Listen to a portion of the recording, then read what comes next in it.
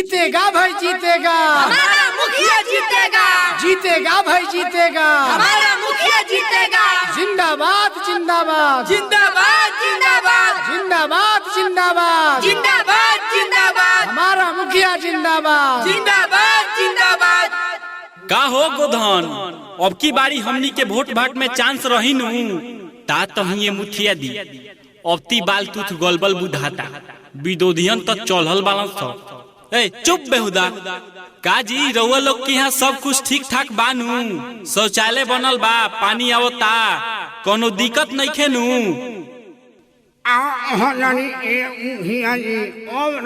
हवाई हवा में अभी बनल आना हमनी के शौचालय बनल बा, आना पानी पानी उठ नहीं है आवत आरो चलल बानी वोट मांगे 5 साल में आना नहीं रउरा आहार नहीं है। का हो मुना मुस्कान, तनी मुखिया जी के अपने भाव में समझा दो। मुखिया जी, मुखिया जी, मुखिया जी, बस नहीं चढ़ी मुखिया जी। गौवा में हालाई है सुनाला कोई नी लोग के दुखिया रे 5 साल में दुखिया जी। मुखिया जी, मुखिया जी, गौवा में हालाई है सुनाला कोई नी लोग के दुखिया रे 5 साल में दुखिया जी। बस नहीं चढ़ी मुखिया अब की मुखिया जी। बस नहीं चढ़ी मुखिया अब की मुखिया जी।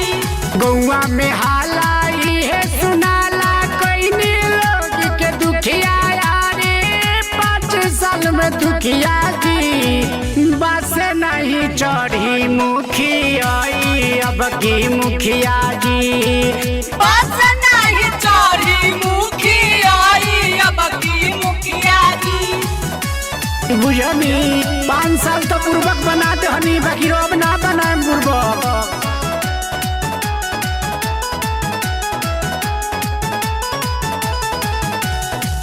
फर्क न जननी बीरान औरी खास में 20-20 हजार लिहनी इंदिरा आवास में। फर्क न जननी बीरान औरी खास में 20-20 हजार लिहनी इंदिरा आवास में। जनता जनार्दन के बाटे बुझाइल बानी रउरा भूखिया रे पैसा के भूखिया जी। बस नहीं चढ़ी मुखिया अब की मुखिया जी। बस नहीं चढ़ी मुखिया अब की मुखिया जी। बुझनी अरे अब डाला गली है मुखिया जी।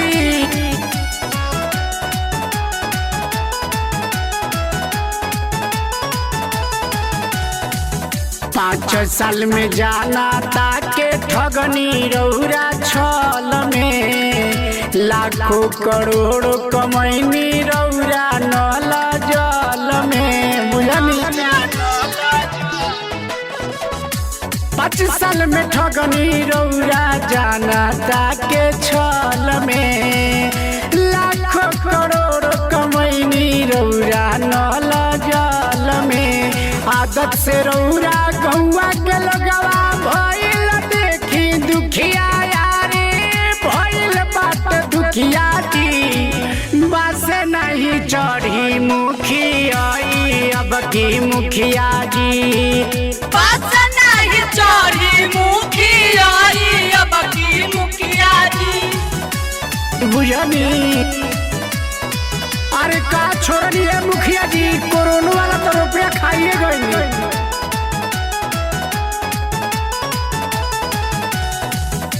राशन की राशन वृद्धा पेंशन लाधा मसान बा, दारू मुर्गा पाउच राउर बाटल अब जियान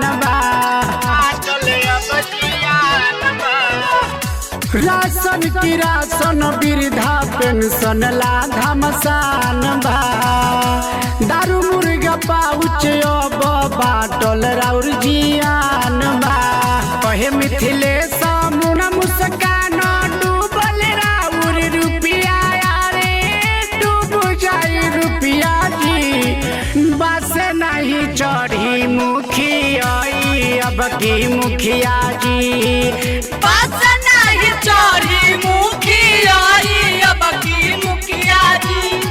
पायल रिकॉर्डिंग स्टूडियो राजापट्टी कोठी।